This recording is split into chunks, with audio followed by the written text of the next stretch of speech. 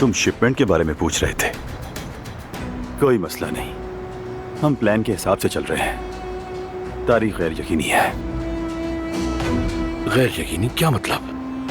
जहां तक मुझे मालूम है तिजारत में गैर यकीनी कोई चीज नहीं होती, लेकिन तुम मुझ पर भरोसा नहीं करते तो वो एक अलग बात है। बात भरोसे की नहीं है, मेरे उसूल बहुत सख्त हैं। कारोबारी मामला है, इसे पर्सनल मत लेना। वैसे ठीक कह रहे हो, मैं भी बिल्कुल तुम्हारी तरह सोचता हूँ। फिक्र मत करो, सही वक्त आने पर तुम्हें खबर हो जाएगी। फिलहाल इंतजार करना बेहतर है।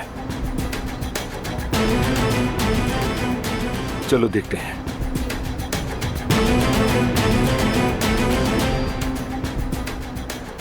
फरहाद, तुम ये कैसे कर सकते हो?